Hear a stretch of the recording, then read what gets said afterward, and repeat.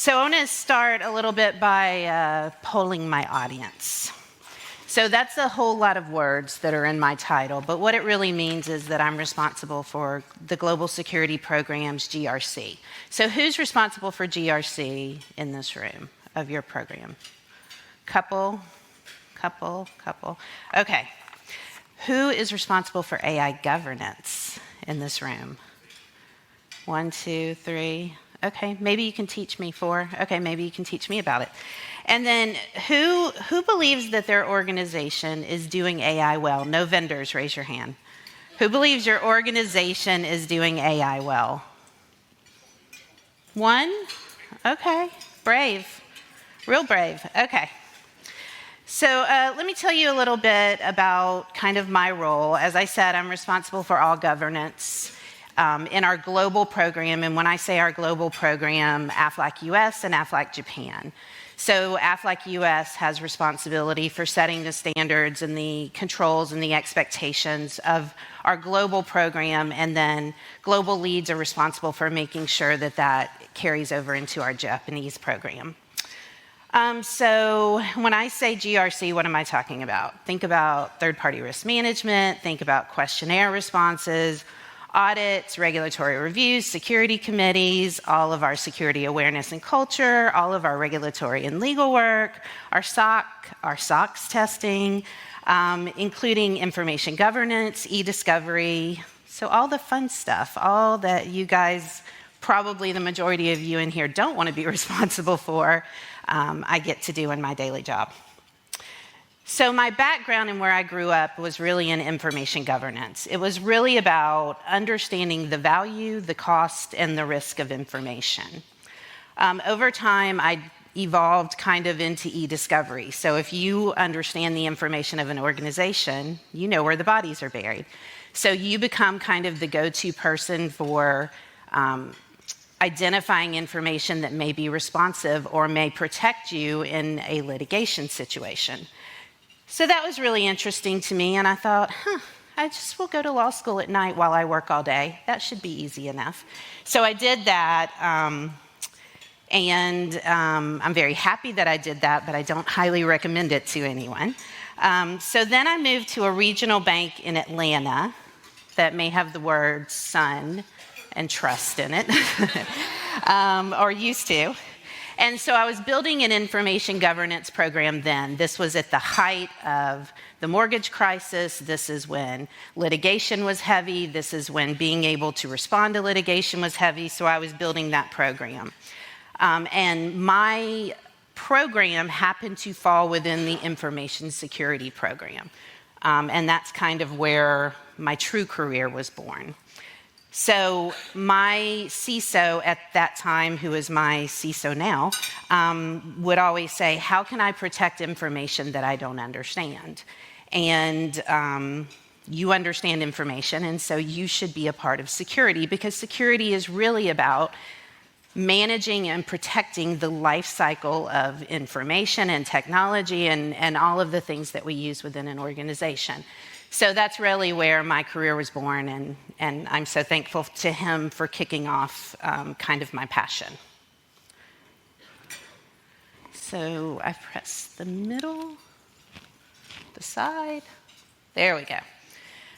So this is how we're framing the discussion in our organization. So if your views differ than this, great. Full disclosure, so much of what I'm going to present today is my personal view of the future. It is not, at this point, blessed and accepted by Aflac. So these are definitely my views and may evolve into something different as we bring our stakeholders into the conversation. We all know that AI is not new. I mean, it's pretty darn old. But the advent of generative pre-trained transformer, or GPT models, emerged as the most significant and popular advancement in AI. The interesting thing about this tech is that it went straight to the consumer. So if you think about the kinds of programs that you interact with every day at work, Outlook, Salesforce, Jira, all these kind of big, Archer, all these big platforms, you normally wouldn't use those at home. I mean, if you were independently wealthy, you're probably not playing around in Salesforce at your house. And so when we encounter these kinds of platforms, these really robust platforms in an organization, what do? We put them through a process. We risk assess them. We test them. We put security assessments against them. And so we really are testing them. We make sure that the contractual terms are in place. And we're really making sure that they're ready for an enterprise implementation. Well, ChatGPT went straight into the wild. I mean straight into the wild. And straight into the hands of users who didn't understand the power of using it. So it was a little different. Now, I don't want anyone along this journey that we go on today to think I don't love this stuff. I do. I love this stuff. I pay monthly to use Perplexity. I believe in it. I believe in the power of it. I use ChatGPT. I don't take it for face value, and I might do a little more research, but I also do believe in the power of the information it puts at your fingertips. But most unsophisticated users do not. They don't think through the risks. They don't think through what they're feeding into the model.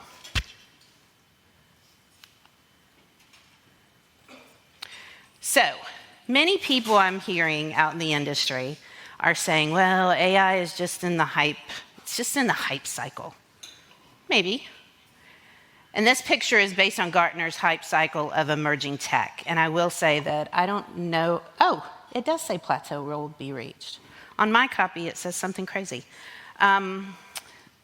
So I'm not sure if I can personally, and I'll tell you more about how I'm involved in this, for the next 5 to 10 years, wait for the trough of disillusion. Because these inflated expectations right now are about to kill me and my team. But what our goal is really to do is to make sure that what we choose to do is done securely and in alignment with privacy, compliance, legal, making sure that we can meet the expectations of regulators, auditors, anyone who may come in and question how we're using, these technologies. So interestingly enough, while people are saying that it's in the hype cycle, 40% of enterprise applications will have embedded conversational AI, up from 5%. I mean, we see this every day. Half of my email is written. All I have to type is, hey. The next thing you know, I've got like a whole thing. I'm like, okay, cool, that sounds good. In 2025, 30% of enterprises will have implemented an AI-augmented development and testing strategy. I like that. I don't know how many of you have ever been involved in UAT testing. I hate it. I don't want to do it. And then in 2027, this is really cool, 15% of new applications will be automatically generated by AI without a human in the loop. Believe that? Tracking to that, maybe? This scares me, but it excites me a little bit because secure by design to be automated and already built in, this would be a game changer for us in security, right? All right. So here's some of the possible use cases for insurers and some of the things we're thinking about. Of course, bots have been in place for some time. I mean, we all chat with a bot. They never give us the right answer, but we all chat with a bot when we're online and working with companies that we just refuse to pick up the phone and call. Using data to market and add to a policyholder's portfolio of the policies that they have. I mean, that's our business model. That's what we have to do to stay in business. But this third one is really cool to me. So if you don't know a lot about Aflac, Aflac is supplemental insurance. We are not, I don't know what you call it, big box insurance or regular insurance or whatever we have in our normal lives, our healthcare insurance. We are supplemental. So what that means is if you're hurt and you have an accident policy, or if you're diagnosed with cancer and you have a cancer policy, we don't pick up what your company or your health insurance provider doesn't pay. We pay above and beyond that. And some people, even those who have our policy, don't quite understand that. So what we're thinking and what they're talking about is how do we get access to data on our policyholders so we can say, hey, Tera, looks like you broke your leg last week. You have a cancer policy. Why are you not calling us and getting your money? Because believe it or not, and I am, as an attorney, don't love insurance myself, but we are a different kind of insurance. We want to pay. We do everything we can to pay. So we want to reach out and say, hey, you have an accident policy. Come get your money. Come get that extra money that you might need because you need a day off work, or you need to take your family out to dinner because you can't stand in front of the stove, or whatever it is. We want to make sure you have access to that money. So this one is really cool for me. And then, of course, software programming, and then testing. You know, we really want to be able to support those use cases for our technology partners.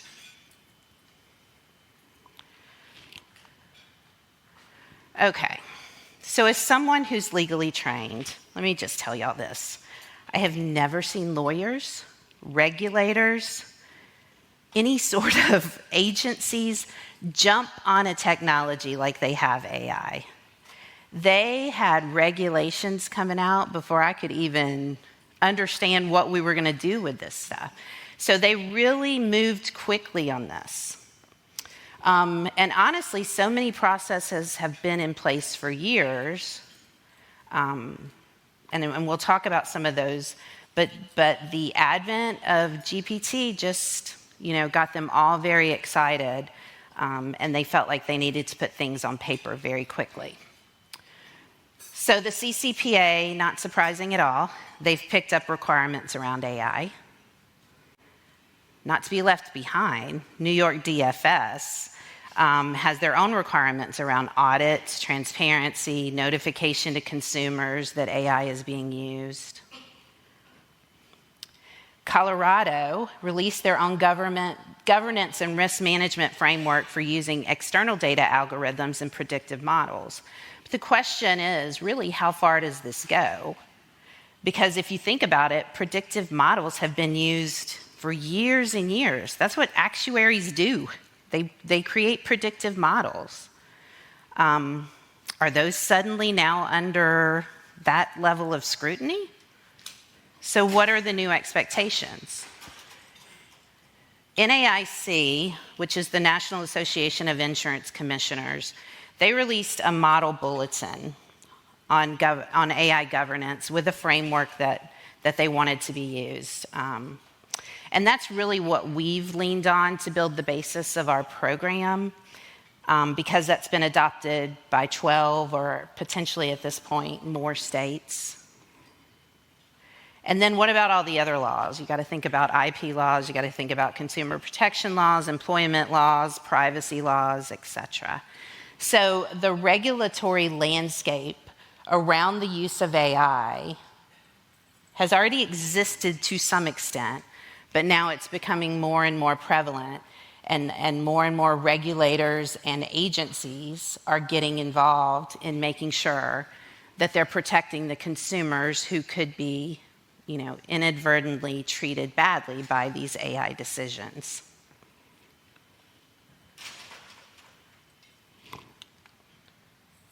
All right, so what concerns should we have around some of this? So for data privacy and confidentiality, we all know that some of the information that gets entered could become part of the training set. We want to make sure that we're not entering any personal information of our policyholders or any employees or anything like that. And then, because if it is injected, it could very well become incorporated into the responses of other users who are asking questions. So we really need to think through that. Another part of privacy that I'll talk a little bit about later is consent. Just because a company has information doesn't mean they can use it any old way they want to. Those days are over. But we'll get a little deeper into that.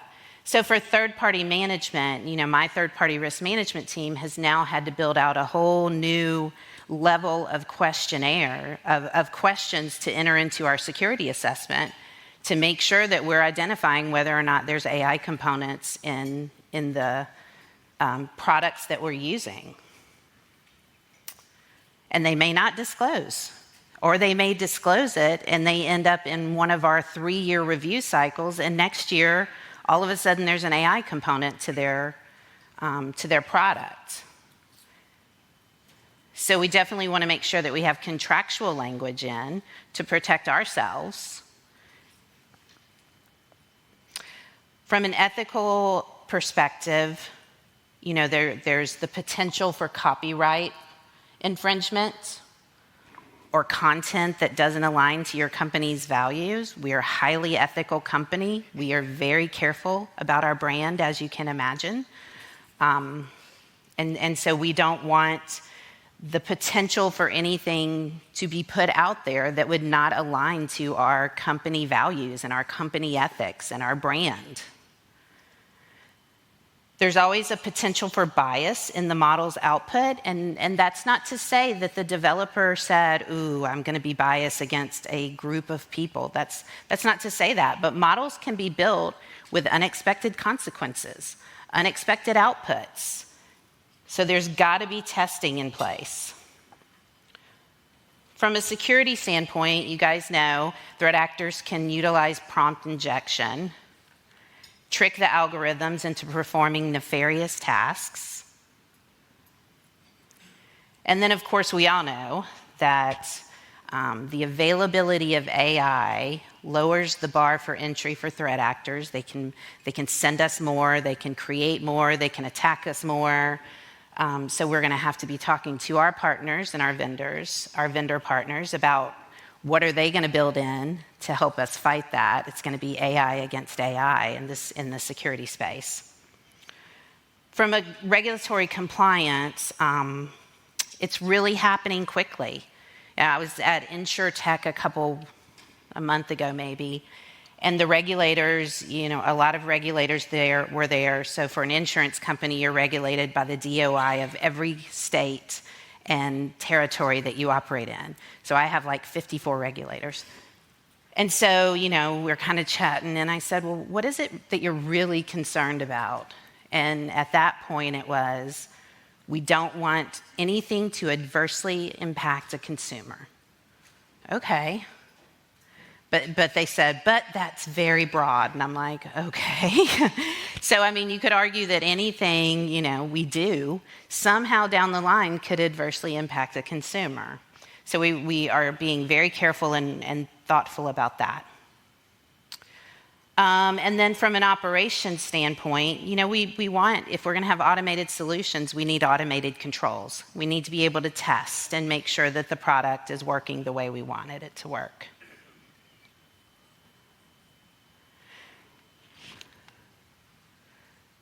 So this is a question I ask myself every single day of my life. Why is the AI governance group a part of global security? How did I end up with this? I honestly really wanted this to be managed from our enterprise risk management group, because I felt like they were best centered to bring all of the stakeholders together. But the reality is that it fell to me because I already have the framework of a governance practice in place. Let me tell you a little bit about that. So, and I'm sure many of you do, we have security committees that are layered based on the level of risk that we bring to those various committees. And the participants of those committees are strangely the same stakeholders who would be a part of AI. So you think about enterprise risk management, legal, compliance, marketing, HR, security, and the business. So we already have them together. We didn't want to recreate the wheel. We didn't want to create yet another committee that had to meet. We all love to meet, right? Because at the end of the day, we thought this is really just a new technology and data discussion. Just like anybody introducing kind of a new SaaS technology or review of a newly developed application. So it fits kind of the same model. So we thought, okay, this does make sense. Here's a bit of the challenge, though. In these committees, the normal course of action is that there's some sort of risk exception or risk acceptance that's being brought. And it's normally, I'll pick on IT a little bit. IT needs to do this thing that is against the standards, and they need an exception, and we need to document it and get committee approval so the auditors will be happy, blah, blah, blah.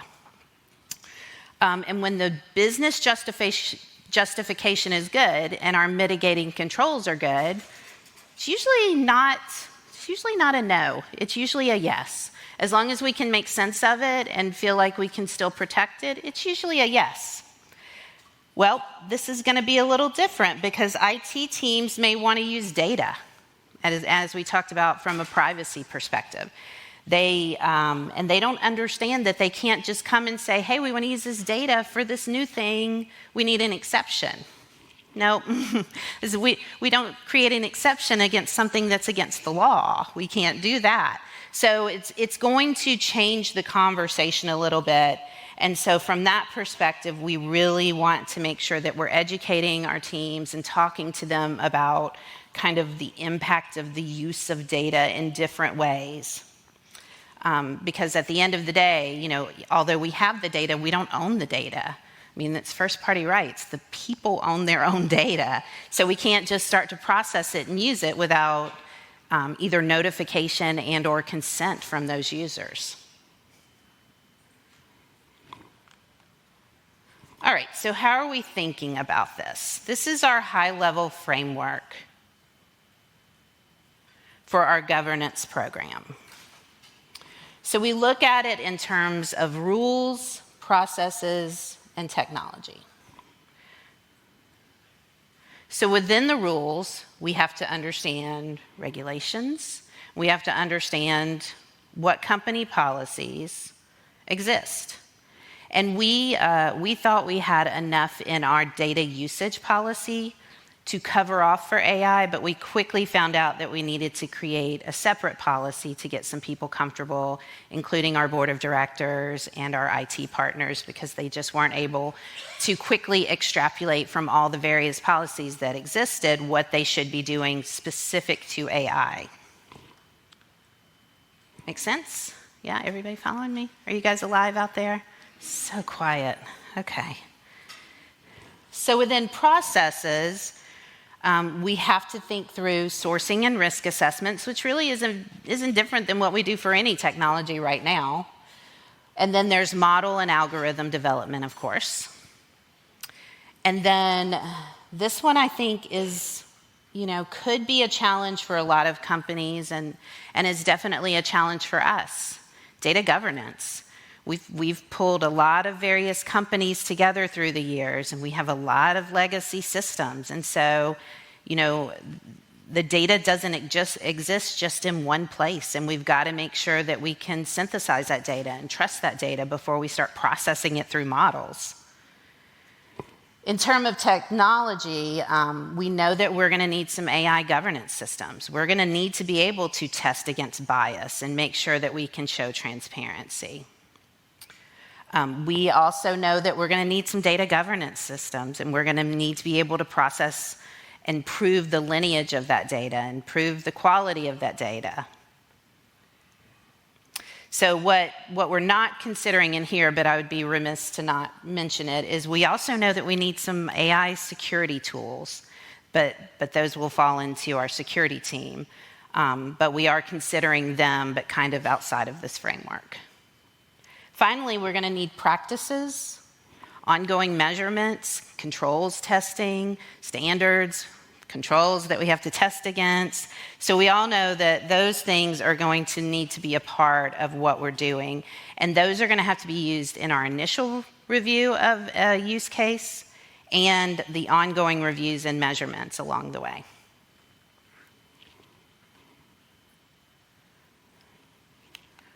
All right. So this is some excerpts of our AI policy. And I just want to put it up here because, when people say, an AI policy, what should be in it? I just wanted to give you kind of a high-level overview of what we're thinking. So our policy statement is design, development, acquisition, deployment, operation, and use of AI systems and AI third-party services, and the associated outputs and decisions impacting customers and the company shall be trustworthy, fair, ethical, non-discriminatory, transparent, accurate, secure, resilient, safe, compliant with laws and regulations. Yeah, you can. You just can't do them all in the same sentence.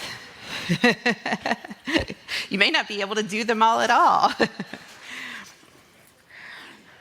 All right, so our scope is really that all decisions and actions that are made or supported by AI systems that impact customers, individuals, and the company, all AI systems utilized by the company extending to third-party providers, and then all users of AI systems,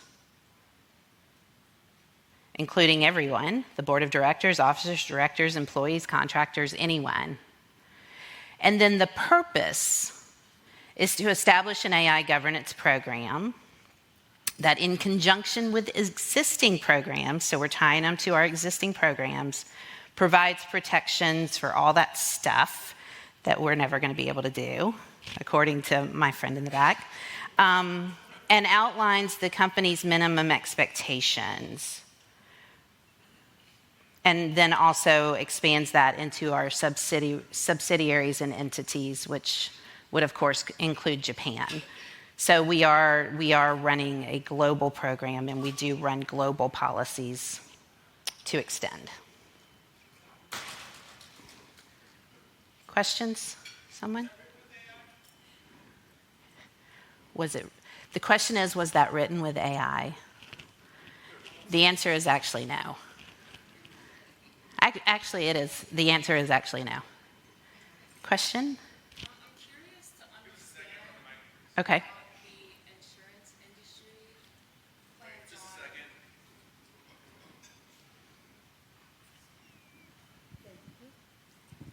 second. I'm curious to understand how the insurance industry will handle individuals' customers' use of AI.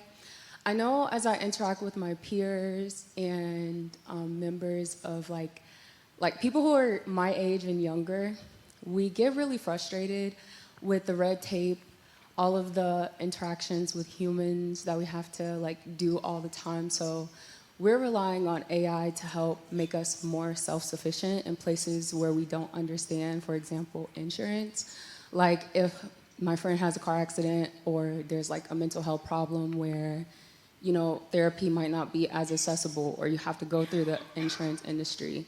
We're taking AI and we're making it work more for us rather than going to the companies to rely on Aflac or anyone to tell us how to use the insurance, so we have more knowledge-related independence.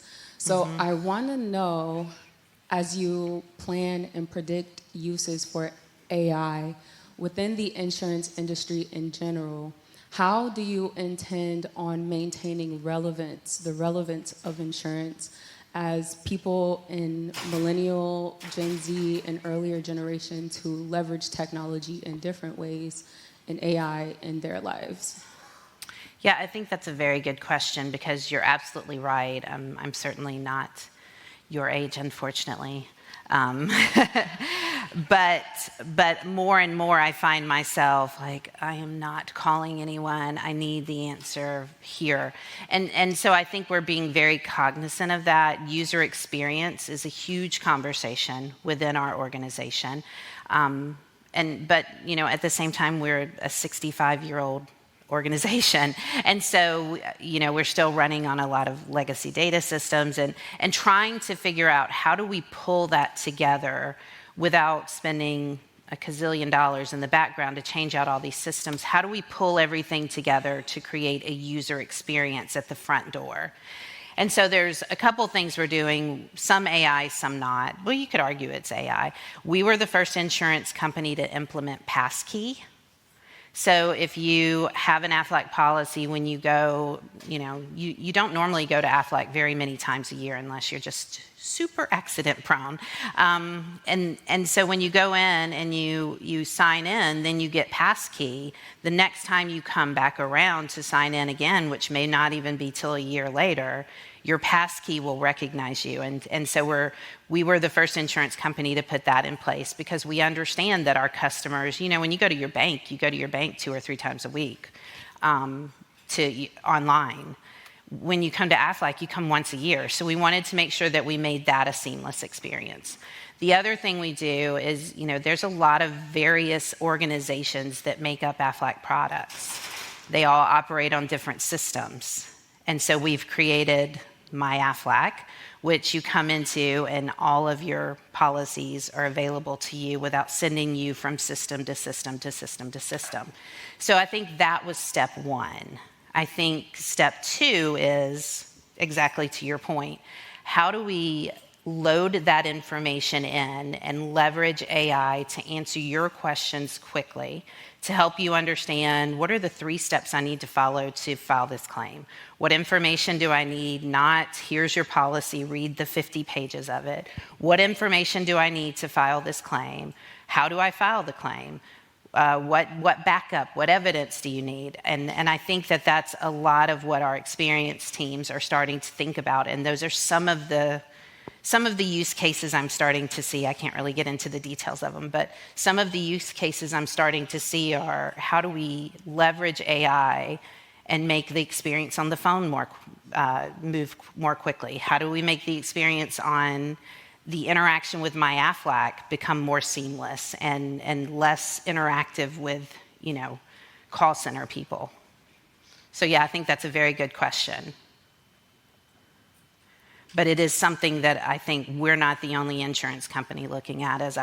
Like I said, I was at InsurTech, and that's a lot of the conversation. How are we going to react to the way people interact with us in the future? Yeah, great question, thank you. All right, on this next slide, we just have some guiding principles that we published when Gen AI was, first coming around and people wanted to use it. And, I will say we did a block approach. We blocked, and then we started saying, okay, what makes sense? And allowing those to make sense. We blocked because we got word of someone using it in a way that would not have been good for us. So we blocked quickly and then started dealing with who has a business justification. But of course we want to, kind of say to them, hey, listen, it's got to follow legal and regulatory requirements. You can't do anything out there that wouldn't. We should not be entering proprietary PII, PHI out there. That's a definite no. Don't over-rely on the output. Always incorporate human review. Always make sure that you're double-checking. You're not the attorney in Georgia who cited a case that doesn't exist. That's really bad. And it's funny, when I was in law school, we could never use Wikipedia. If we were like, well, Wikipedia said the professor would lose their minds. And now, we're depending on ChatGPT to find our cases. Okay, this is crazy. Basically, if there's a regulatory request for transparency, you got to be able to show it. You got to be able to answer it. So we really need to make sure legal and regulatory counsel is involved. Because, what is a regulated business practice is very specific in an insurance company. Any new technology and system integrations must be evaluated through existing intake and governance processes. And so this was put out before we had our governance processes built in. So we're building as fast as we can to meet these needs. Of course, you have to follow all policies and standards that already exist. And you've got to understand where disclosure for the use of Gen AI is necessary. So let's dig into the process piece of this. And like I said, we are building the plane and flying it at the same time. If you guys have great ideas and things that you're doing, I am all ears and hoping that you will share with me. We know that we've got to do the sourcing piece. I mean, that's just a part of it. So we've got to do identify a supplier, we've got to do the evaluation, we got to do the selection, and that's pretty normal. There's processes in place to do that. But the contracting may be a little different. We may need AI components to our contract. We may need copyright. We may need terms and conditions. We may need things that don't exist in our current contracts. And then we've got ongoing relationship management and reporting. And so we've got to think about, what if someone adds? Should we put a contractual term that says, hey, if you're going to add an AI component to this existing SaaS application, you got to notify us. You can't just throw it in there and turn it on. So from a risk assessment standpoint, you know, a lot of these things exist. We have a privacy impact assessment. We have a security risk assessment. We don't really have an IT performance and transparency assessment. Not sure what that looks like yet. An environmental impact assessment, ethical bias assessment. What does that look like? Compliance risk assessment, kind of, but mostly around product compliance. HR, legal, these things don't really exist. That's not how these pieces of the puzzle usually operate. And then, of course, based on the outcome of this assessment, we've got to understand where it falls within our risk ranking. And that means that, it could have to go to additional committees, it may need additional approvals, which means it's going to take more time, which our IT partners are going to love. The next piece of that is really around the model and algorithm development. Now we have model management, but most of our model management is around financial models. Is that something we can extend to these models? Is it different? Is it the same? So we're thinking through that. And then, of course, data governance, as I mentioned, is paramount. We have to be able to depend on this data if we're going to make business decisions. Let's move on to this. So if you synthesize all of that, really our methodology is taking into account the likelihood impact. And when we say a likelihood impact, what is the likelihood impact of a negative impact to a consumer or a negative outcome of a regulated business practice? What type of data are we talking about? Is it a regulated business practice?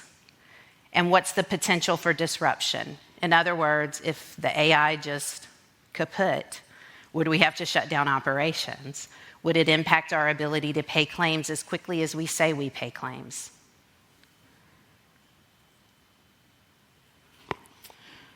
All right, we're going to go through some challenges, some successes, and then we're going to be open for questions. Oh, go ahead.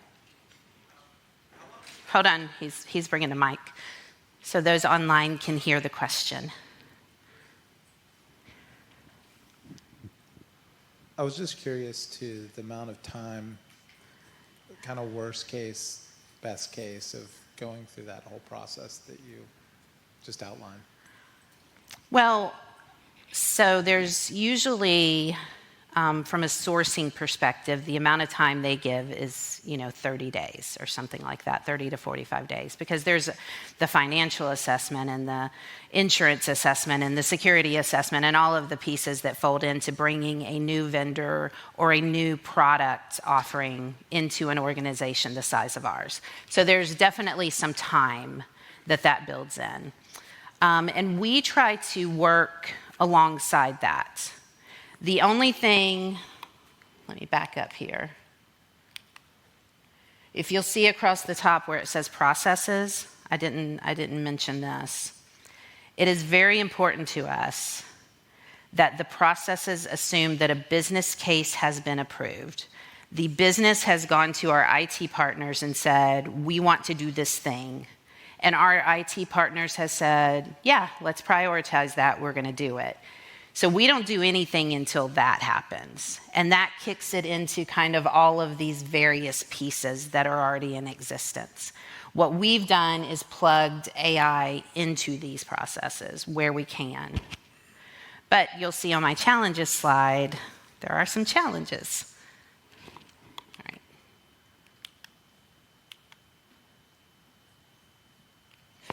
All right, so let's talk about these. And this is not at all a hit against my own profession, but legal, compliance, and privacy don't operate in standards, guidelines, and guardrails. They just don't. If you think about a security program that has to make, I don't know, we probably make 15 decisions a day across ours, maybe more. We have to have guidelines, we have to have standards, we have to say this is okay, this isn't okay. We can't just go and do a full security think through for 14 days on everything that someone brings us. We have to move too quickly. We have to be responsive to technology. We have to be responsive to the business. We have to make sure that we're keeping the systems on and running and safe and resilient. Sometimes, our partners operate with a little bit of FUD, fear, uncertainty, and doubt. And sometimes it's a lack of understanding of the technology. Sometimes it's fear of, all right, I'm going to approve you to do this, but then the next thing I know, you're going to be doing this thing. And I'm not sure I'm comfortable with this thing. And so there's a little bit of fear there. And so they just say no. Well, I'll skip down to 5. Because we own the process, we hold the burden of the time it takes to process by those partners, as well as the anger of the no. So my poor team is, trying to coordinate this, and the gal who runs it for me is a pretty stoic gal. She's not highly emotional, and she's like, all I've done this week is talk to people about their emotions and how they feel, and I don't like this. And so it does become a very emotional conversation, because the teams who want to implement this really feel like it's going to move the needle and really going to be a positive change for our business. And those who are saying no really are fearful of what that could mean from a regulatory perspective, since regulations are still being built every day. So there's that push and pull that we end up being the middle of. Now, from a security perspective, yeah, I've evaluated all your standards and all your controls. You're good to go. But then I've got these other people who are saying no, and so I have to bear that burden a little bit. The other challenge I'm seeing, and this is not just in my company, this is as I talk to others out in the industry, the IT organization is full of very excited people who want to deliver and create some technology to solve some problems. But the problem is not defined. What are they going to do with this thing? Well, we build it and they will come. They will come and do what? Do we know? We can't just approve a technology. We are approving use cases. They can come and rewrite their resume. Okay, cool. They can come and rewrite our policies. Probably not good. They can come and adjudicate a claim. No. So it's, they're not defining the problem. They're defining a technology.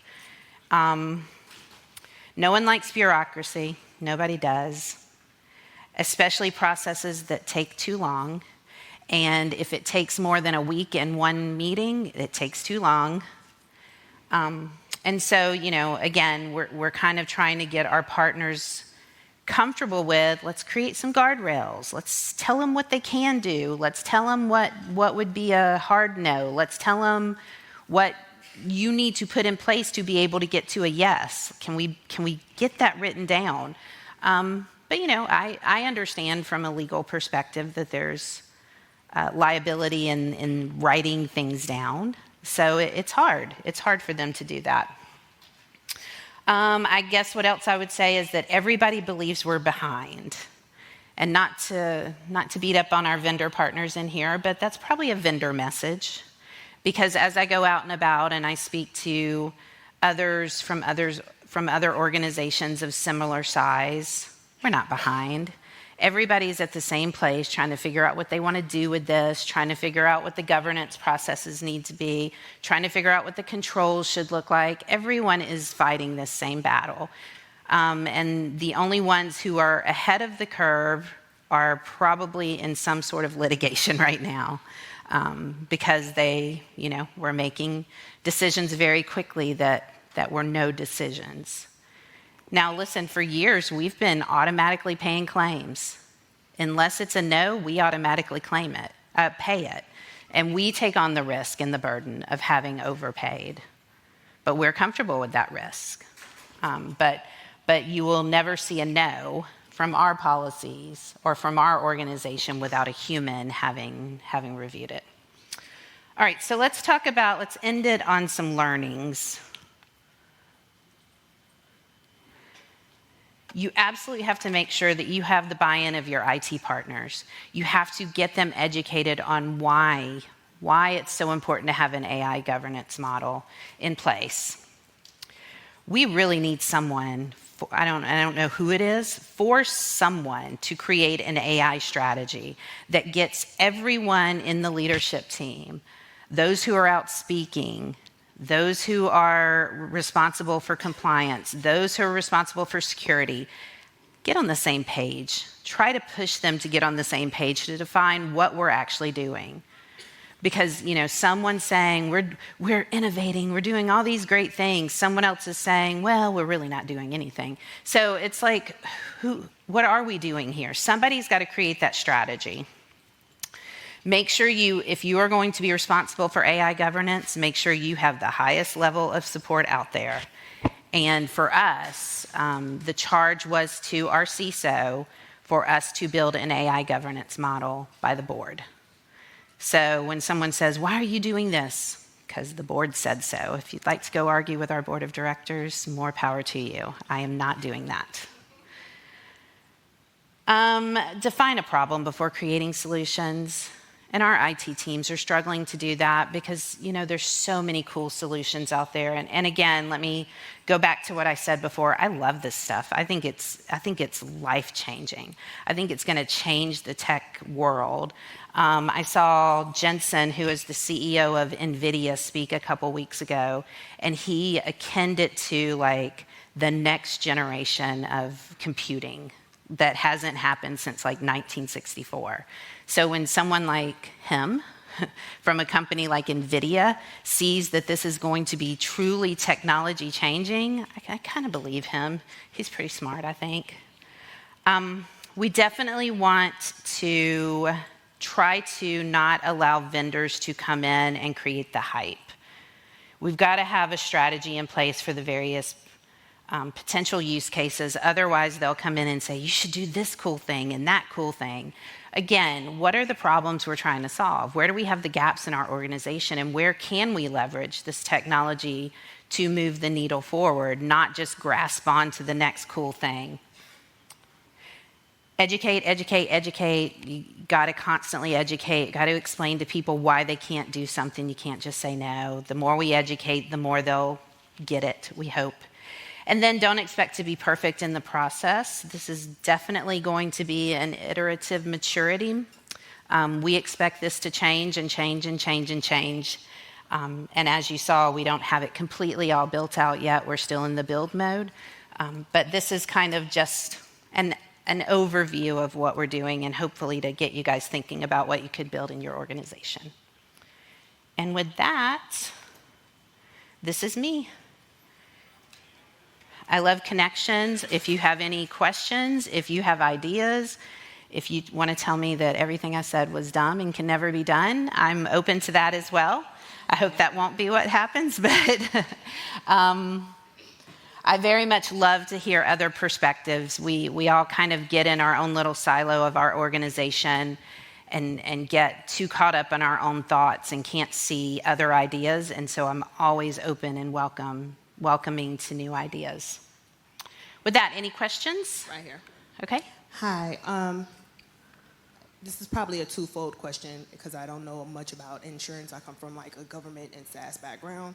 But how has AI affected your TPRM process as far as the number of questionnaires you get, the intrusiveness of it from your customers, and vice versa, what you're sending out to the vendors that's doing business with your company, as well as far as your intrusiveness to them, having to have more meetings to discuss anything dealing with AI, and also when it comes down to contracts, as you mentioned earlier, if they're bringing on any kind of AI into their product when it comes down to redlining those contracts as well.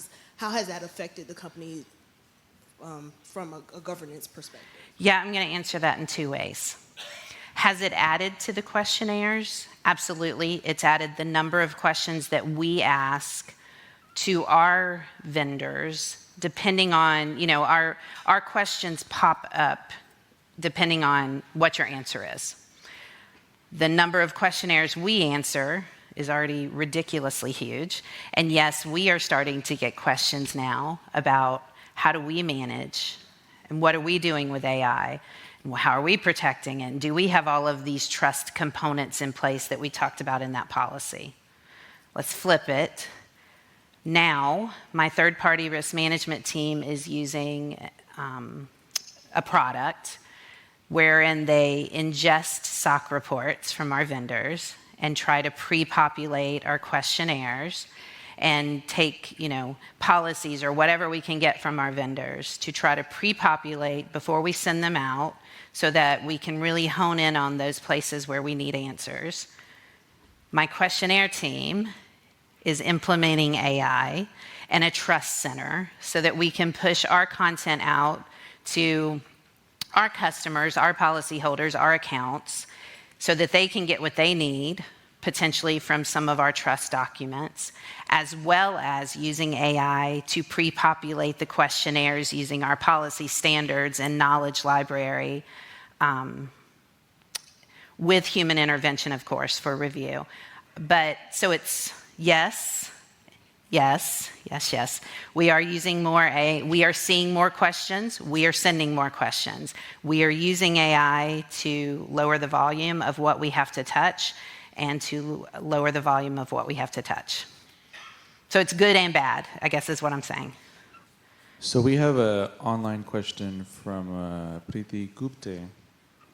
Insightful presentation. You talked about inserting AI in existing intake processes. Does your AI governance program bring the results of all the intake processes together? For example, what happens when one group, such as security, says yes, but legal says no? Who makes the final decision? So when one group says yes and one group says no, then it moves to the next committee level. And that next committee level has representation from, so let's talk about this. At the working group level, the first level of review is me and my person who's running the AI governance group, and our enterprise architect from IT, and our innovation guy from IT, and our privacy counsel, and our counsel from compliance. The next level up, the next committee, would be my CISO, the CIO, the chief compliance officer, the head of legal. So if we can't get consensus, we push it up. And so that next committee has final say.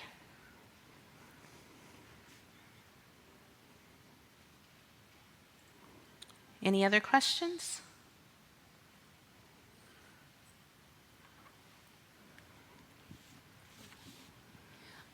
Yes, so we have been able to have AI oversight through AI risk assessments.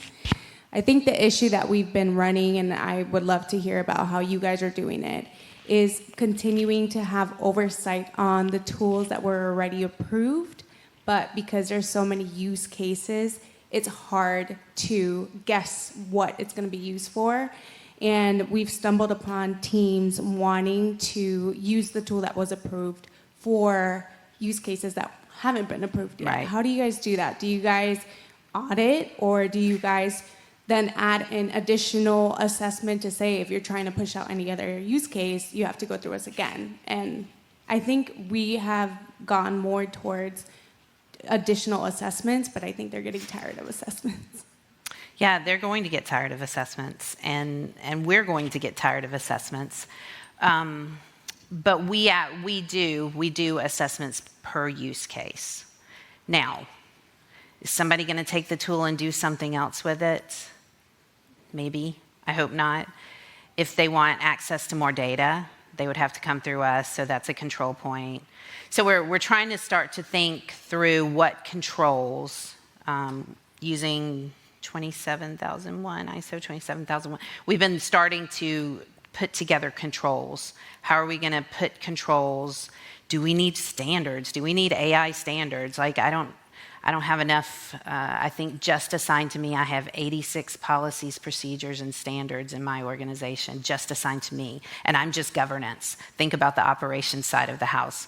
So, I'm not a proponent of more governing documents, but at the same time, there's got to be some guidance to the teams on what is expected from them. But we do by use case. The same thing we do when we assess a vendor. We assess a vendor per service. If you want to use your vendor for another service, you have to go back through procurement, which kicks off another security assessment, which may simply be, oh, okay, cool. We've already assessed enough to feel comfortable with that. Or it may be, oh no, you're doing something new. We got to start over here. So we're going to handle it in that same way.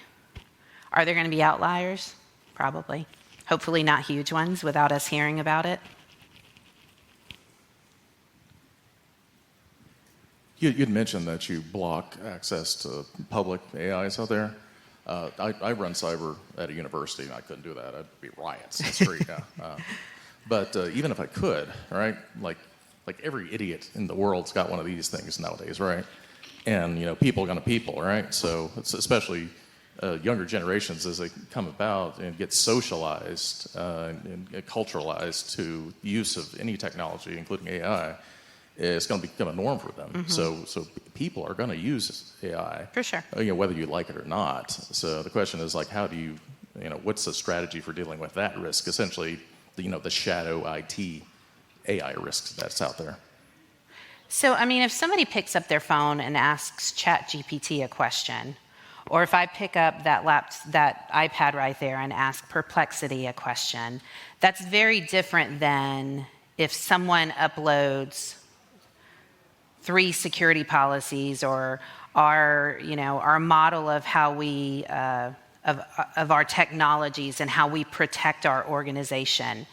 And so it's much easier for them to have access to confidential, proprietary, restricted data within their connection to the organization. Much easier to get that and load it and say, I don't feel like reading this thing, summarize it for me, than it is to send it to themselves, which I would see, then load it up that way. It's like building an 8-foot fence around your house. We're just trying to slow them down a little bit and make them think about, should I be sending this policy to my Gmail account and then uploading it to ChatGPT? This feels a little weird. But if they can get to it from the organization, the automatic assumption is, security's okay with it if I can get to it. So then they start using it and thinking that it's safe and secure and protected and all of those things. Now, we do have probably 700 people who are on a okay list that we don't block for, but they've done training, they've signed off to the guiding principles, they've talked to it, we've said, here's what you can do, here's what you can't do, we've got documentation of what they're doing, and we are capturing those prompts. and running them through our SIM. So the strategy is just to essentially build friction into the process in order to dissuade users from That doing sounds what they should do. terrible, but yes. Well, that's a business term. I mean, Yeah, I mean, it's slowing you down enough to think about. It's why I send all of my external email to a different folder. So when I start going through them, I can think, okay, Tara, is this a fish? Like, is this really a good email, instead of mixing it into my regular email? Yeah, I do the same thing. Yeah. So it's slowing down people enough to really think through, what am I doing here? And should I be doing this?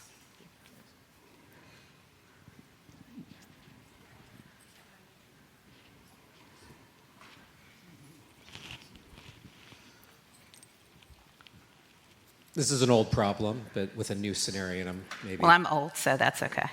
so I'm hoping you might have some insight in this.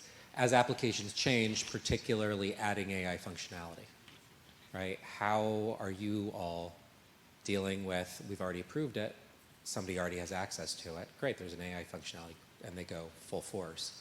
When you've got hundreds of applications, I can't watch all of those. Yeah. Thoughts? I'll say I'm concerned about that. I'm very concerned about that. I can't do it for everything. You know, I'm trying to think of, there was a small one recently where someone said, well, they've added an AI component. I think it was like Concur. And I'm like, okay, I got 58 rabbits in front of me. Which one of these am I going to chase? I'm more concerned about Copilot in Microsoft, or Copilot in GitHub, or Copilot in Salesforce than I am about, you know, Concur will automatically find you a hotel if you give them 3 words or something like that. So we really have to think through which ones are most important to us, and make sure that we're monitoring and watching those. And I think that we've done that in our third-party risk management program, because, you know, we quantify. There's a quantifiable way to decide whether a vendor is inherently high, low, or medium. And if they're inherently high, then we reassess them annually. And so if they're inherently high because of the threshold it takes to get there, we reassess them annually. So those are probably the ones that are the scariest for me in terms of AI, and those are the ones that I think, unless they just flat lie to us, we'll be able to identify as we bring those up for reassessment. Have you considered adding it into contracts? Yes, and the question was, have we considered adding it to contracts? And the answer is yes. Has that been successful? If it is a new contract, it is successful, but, you know, existing contracts are hard to renegotiate. All right, I'm getting the...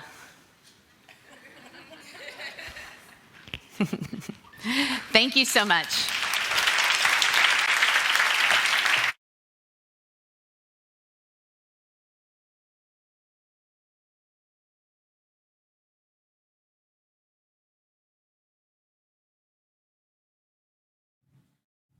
Well, we never want to cut off our keynote speakers, but unfortunately, we still have, in order for you all to get out of here by 5, we have to do that. So we are going to take a 30-minute break. That is good. Well, we're going to come back in here at 1:45. We're going to do the spin wheel. I called lots of names of people that weren't in here. So when you hear me at 1:40, when you hear me making that announcement, come back over here. That's just a free way to win some cash. There's dessert and coffee over in the back of the vendor room.